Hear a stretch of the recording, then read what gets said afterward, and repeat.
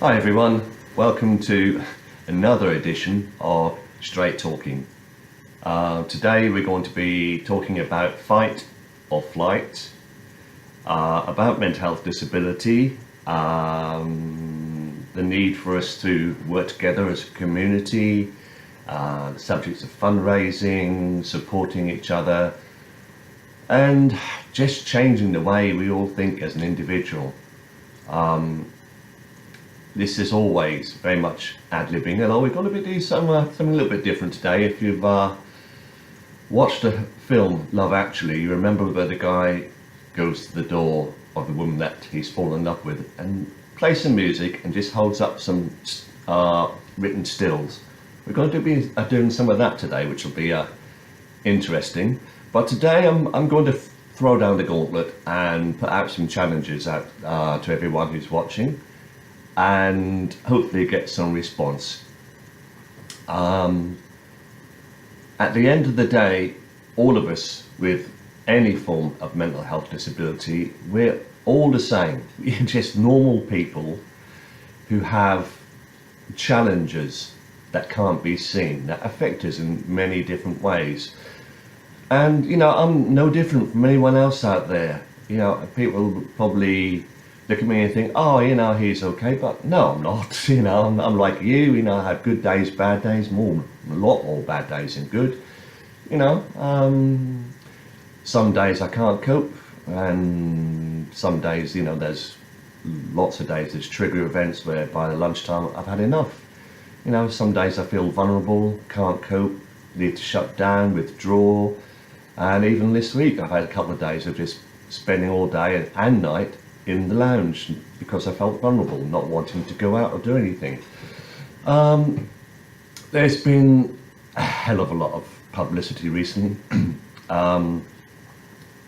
I'm probably over the top on sharing things online, but I need to get this message across.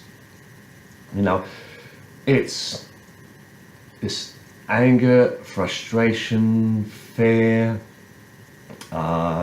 desperation, hope, compassion, everything inside of me all welling up all the time. And like you, I struggle, I get emotional, I panic, I just want to make a difference.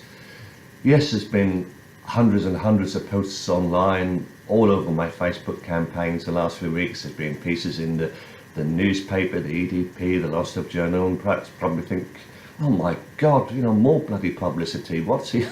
It's all it is, but it's not. You've got to get the message out there, and you literally have to grab people and say, come on, we've got to do this together. We can't all sit on the fence. We can't, no matter how bad it affects us, sit back and wait for someone else to do things. I want us all to work together. I am desperate to see change. I've committed the rest of my life to seeing change, to making a difference, to try and raise funds, to raise awareness. And that's why for 4 years I have shared my story, and everything I've written and told and talked about, I'm only scraping the surface of the real life and what really happened to me and the trauma I've been through and what I will go through for the rest of my life. It'll take years for me to deal with the rest of that. And a lot of you out there who I know are in the same situation. We've got to work together and pull together as a community. Now, yeah, I will keep pushing and pushing and pushing. Publicity, advertising, campaigning, fundraising, even on days I can't cope, even till I'm exhausted. And there are days I don't want to go on. There are days I think I just can't do this anymore. There are days when, I'd rather just roll over and die, take my own life, because I want a quiet time. I want peace of mind. I just want the pain to stop, the suffering to stop. But I can't do that to myself because I feel then I'm letting down others. Also, I feel my story is unique to some extent of what I've been through, because it's been so many different things in my life that affected me, and the story of Africa is, well, it's beyond description. But I've got to push and push and push until people start realizing that it's a genuine campaign, a real story, mental health disability does exist, and we have to work at this, and we can do this. Now, I looked at some artwork I did a few months ago, and it's just one piece about two people holding each other, and it said, "I am still the same person inside. I want to love, laugh, live. I have dreams, desires, aspirations. PTSD, understand the unseen." That was just one simple advert. I spent £50 on advertising that over a 2-week period. 500 people shared the post, 1,200 people liked it, 45,000 people read that. And that is just the power of one simple sketch, one advert. That's all it is. So if that can get a message across, we need to make sure that all the other messages get across. Now, one thing I've talked about, or want to talk about today, is this fight or flight. And anyone who's been to counselling, therapy, support groups will have heard this talked about so many times. And sooner or later, I guess, we all end up in flight mode. And I'm using sketches today. This is fun, isn't it? Here's one I did earlier. I'll let you have a look at that for a second. Now you see, it's having us in the middle, and we have all these various influences outside, and the most important influences in the middle, and the things that affect us less and less are on the outside. And all the things that affect us are things like threat, intimidation, abuse, of being alone. For me, this is one of the key ones, the flashbacks and the nightmares. And then we have something, again, we all experience, the lack of understanding, the lack of compassion, and eventually, fear, flight, vulnerability, until we go all the way to the middle and lock ourselves away. Now, what counselling has taught me over the years is that the small steps are starting from beginning. So I got to myself into this position right in the middle, and I withdrew from everyone that I didn't know, couldn't trust, who affected me the wrong way, that were acidic or nasty or cruel to me, everything that was overpowering. And then I built this brick wall around me. And I stayed there for a while, and for my case, it was 7 months until I felt able to let friends in. And gradually, I let close friends in, and 1 or 2 family members. And over the year, I learned to gradually branch out. And you make mistakes, you let the wrong people in, something on the outside comes in, affects you, and you go back. But the steps that you've taken are much easier to retrace. What I'm saying is, and what the message has always been is, make this your confidence zone, make this your safe room, make this the place where only friends, family, those you love, those you trust, those that you respect, and love, trust, respect you, can affect you. Now, this is one I did a while back with my support group and my therapist, and you'll see what I did. I wrote down, that was my circle at the time. These were all the things that were affecting me emotionally, and these were all the things that were really having a massive effect on my life. Things that were maybe just having a small effect, and where it's big and bold in yellow, like here we've got the DWP and Atos, here we've got Kenya, and the police case where I was being harassed and stalked. All the things that were affecting me, and that's what I was trying to deal with. But at the time also, I dealt with my escape route, the way I wanted to get back to the bigger circles. And you'll see, for example, going back to DJing and writing a bestseller, and my long-term dream to actually get my own fishing lake one day. So these work If you're sitting there and you don't know what to do, get a pen and paper out and draw it. Draw your inner circle, the things that are affecting you emotionally, all the people that are affecting you positively or negatively. I don't like to use the word negative, but highlight them, maybe a bold colour like yellow or red for things that are not good, and then do a colour scheme for those that are good, and then go back to this, go back to your circle and decide what your inner circle is, what you're going to do, how you're going to strengthen that, who will help you. At the time, I'm just looking at what I called the circle, the darkness as I called it, and the things that I said were affecting me the worst: overreaching, exhaustion, fear, sensitivity, danger, safety, flashbacks, lack of sleep, panic, pointlessness, hopelessness, failure, too many questions, validation. You know, validation, that's a key word. One thing we all need when we're vulnerable and sensitized and threatened and terrified at life. We need validation of our value, what we are, who we are, that people care about us, will support us, that we're not alone. This is why community is so important. This is why things like the mental health conference was so important. I'll put here: being ignored, made to feel worthless, giving up, suicide. People tiptoe around the world, suicide.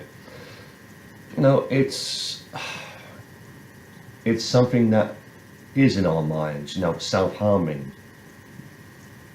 Thoughts of contemplating suicide. I've been there, I've done it, I've tried it. And to look back and think, what made me end up in such a place or position that caused me to experience that, to want to do that, which brought me back to this inner circle. Who was affecting me? What was affecting me? What do I need to shut out? Where do I need to retreat to rebuild my foundation? Because you can't rebuild or build a new home without a foundation. The foundation is everything. It's your strength, it's your personality, it's your perseverance. You've got to have a good foundation. And sometimes for me it feels like I'm building a good foundation, then suddenly a big crack will appear in the foundation for reasons unexpected, and then I have to patch it up and start again, so I withdraw. I've put here about the trauma, being trapped, of lack of recognition, helplessness, so much emotion inside me. Sometimes I could scream the house down, sometimes I just want to burst into tears and cry for hours. Sometimes I have anger about what's happening to me. Being alone, the lack of understanding, frustration, lack of respect. You know, the one word that for 5 years it keeps coming back again and again and again and again is why. Why is this happening to me? Why did it happen? What did I do wrong?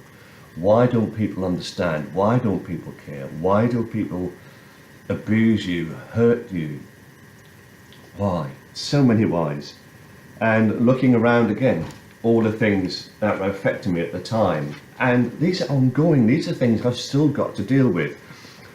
I mentioned the police case, the harassment and stalking. I mentioned Kenya, DWP and Atos.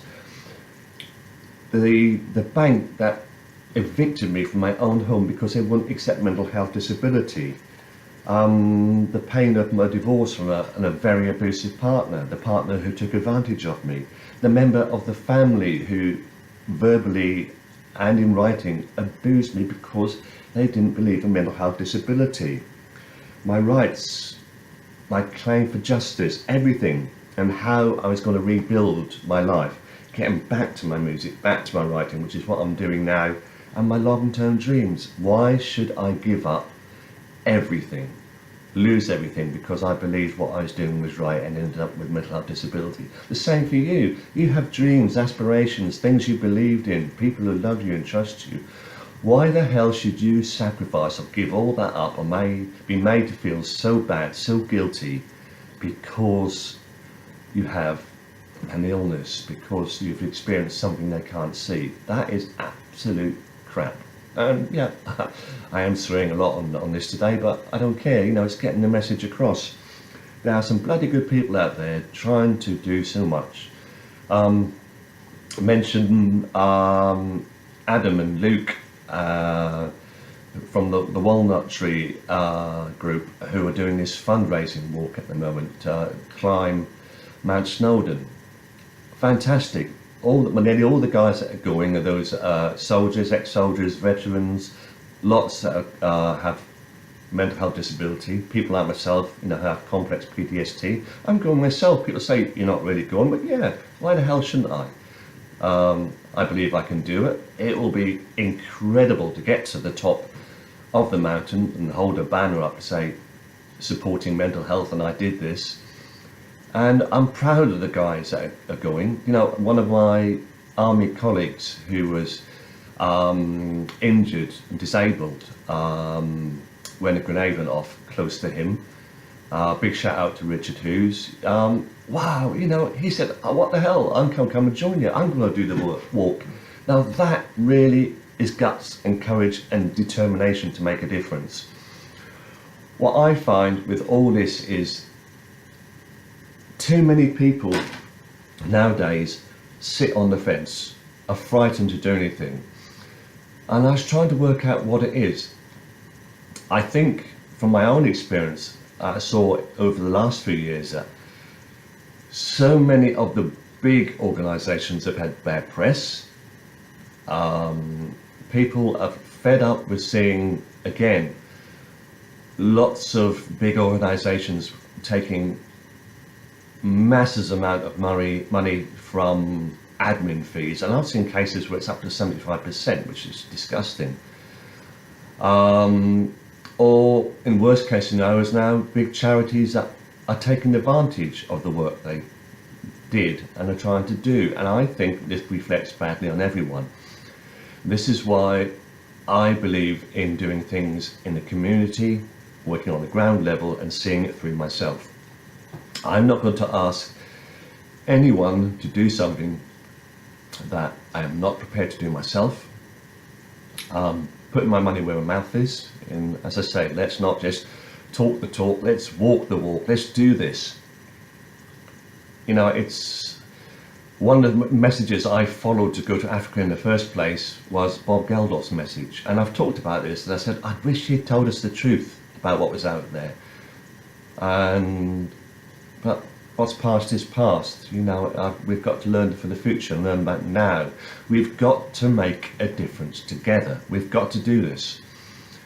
For all the publicity, for all the goodwill, for all the sharing and promotion and advertising, all that is a complete, utter, total waste of time if you don't support it.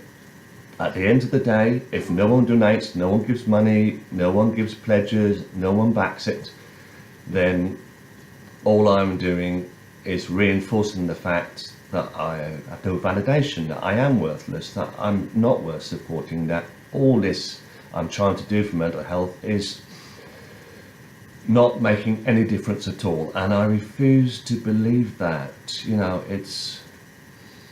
there's so much. I mean, at the end of the day, I'm like you. I'm fighting for my right for disability benefits. You know, I'm one of the many who had my disability benefits halved when the doctors and the therapists and the psychologists and the specialists all sent in medical reports saying my condition had worsened, and DWP's action actually impacted on that and have made it worse. And I've been fighting for 2.5 years for my rights to my benefits, my full benefits. And even though I'm scraping by and making do, I spend up to £100 a month of money I should be spending on myself to promote the message about mental health awareness, because I believe in it.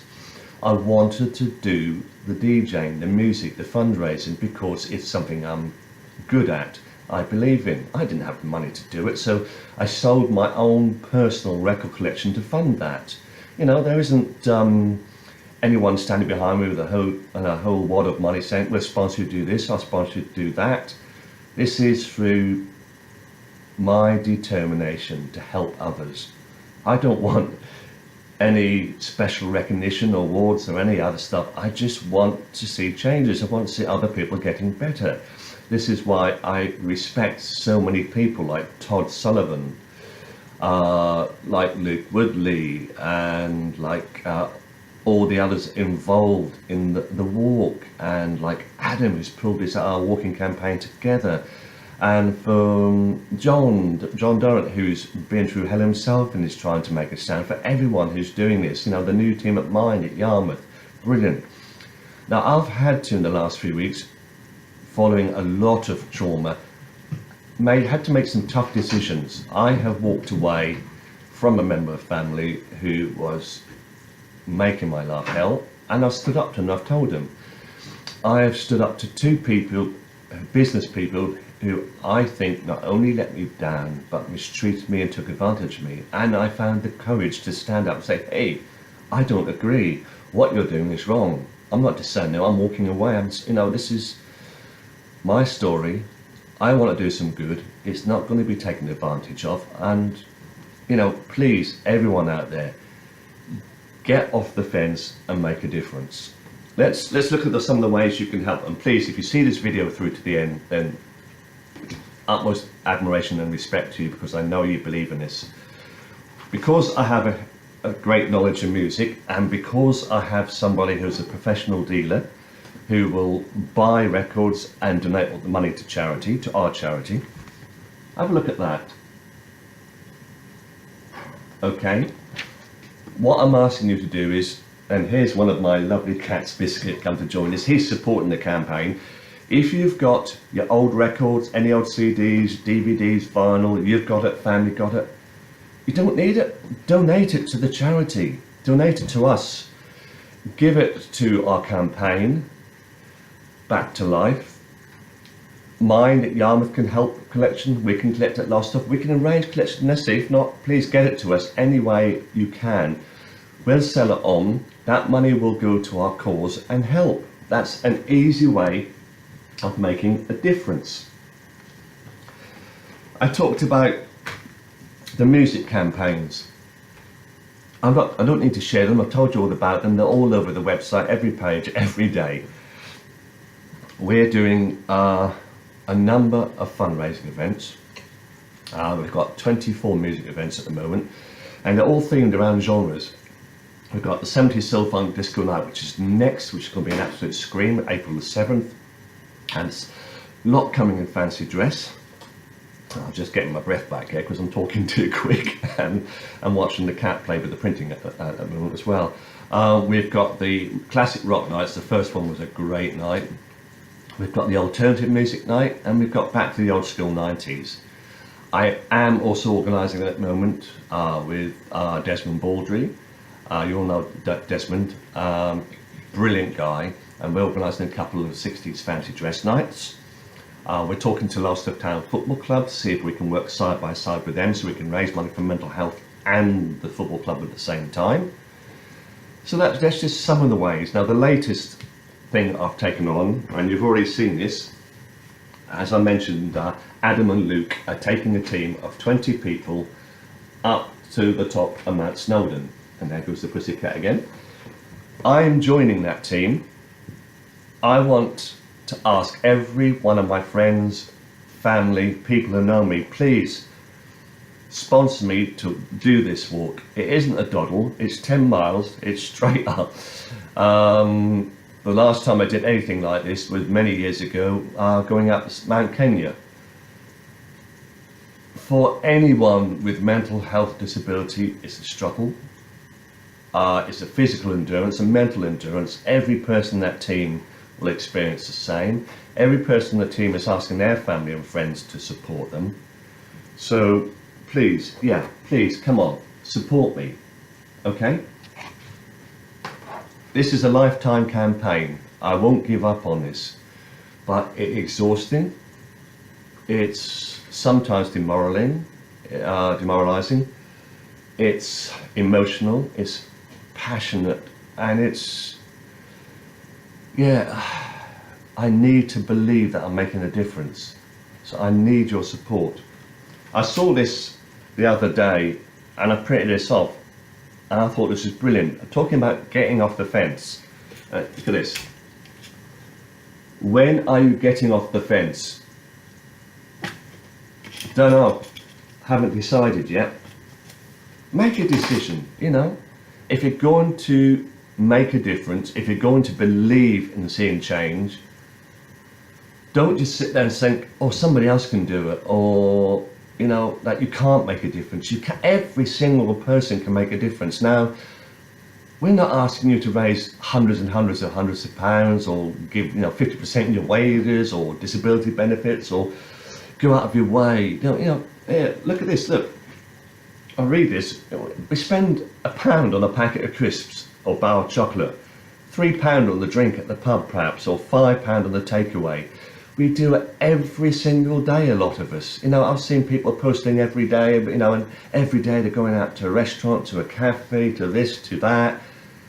And yet, when it comes to making a donation, I don't know what it is. Sometimes I think, well, I'm sure someone else will do it. No, everyone thinks the same. Look, please, if you can, just donate £2. That's nothing. Or if you're feeling really crazy, donate a £5. That's all. I don't ask you to give more than that. We take not a single penny out of the donated money for overheads, for our campaign, for all the work that needs to be done. Everything that we do is given free of charge because we're passionate about what we do. Please, we've got to make a difference and do this together. If it's not possible to even give £1 to support mental health disability, then how important is mental health disability to you? Are you saying mental health is less important than a drink or bar of chocolate or Big Mac? So please, yeah, let's get involved. Let's make a difference. Come on, we can do this. So, if you want to donate money, and I don't care if it's only £1, it's the thought that counts. It really is, because if 1,000 people give £1, that's £1,000. And if it comes from the community, that's great, because at the end of the day, all the money is being spent on community projects. Nothing goes to admin, nothing's going outside of East Anglia to the cities. We are spending all the money on our community, Norfolk, Suffolk, this region, on mental health disability. We're going to support projects like the fantastic One Not Treat project that are vital. All you've got to go to is my campaign website, which is Back to Life Community Fund on Facebook, and you'll find the link there straight to a secure donations page, which is being managed by Mind to secure the money, and Virgin Money Giving. So please take the plunge.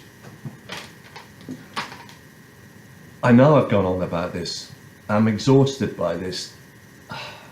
You know, some nights I don't sleep, I can't sleep, I'm distressed, I'm upset. Some nights I really do think I can't do this anymore. What keeps me going are the real friends out there, the real supporters, the people that believe. Don't sit on the fence, don't let anyone else do it. There's too many good, genuine people out there with mental health disability that needs your help. I'm doing everything I can for the rest of my life. I'm working on my new book at the moment. That comes out next year. 50% of the book money is going to the campaign. Out of the balance, 40% of the rest is the book cost to start with. So I'm not going to be making much at all out of it. I will get enough, hopefully, just to finance the next book and the next book. So come on, you know, it's just all about the small amounts, the pounds. £1, £2, £5. And I look at the clock and I realise this has been half an hour already. I can't believe it. So this is a message to every single person out there who has any form of mental health disability, whatever it is. If you have people that are putting you down, making you feel worthless, devaluing you, are not good to you, are acidic in your life, It's time to make a difference for yourself, to step back, to go back to that inner ring. You remember when we were talking earlier about this? Get back to the center, which is your safety area, a zone where you protect yourself and are protected by others that love you. This I'm going to leave you on because this is brilliant. Think of this, every single one of you, as I said, thank you for the day. Remember this. I'm not special. I'm a limited edition. We are all limited editions. So, from one limited edition to thousands of other limited editions out there, thank you for listening. Please share this, talk about it, discuss it, give me some feedback, believe in what we're doing, make a very small donation, £1, £2, tell everyone to do the same. We've got to do this, so let's do it together. Thank you for listening. Bye for now.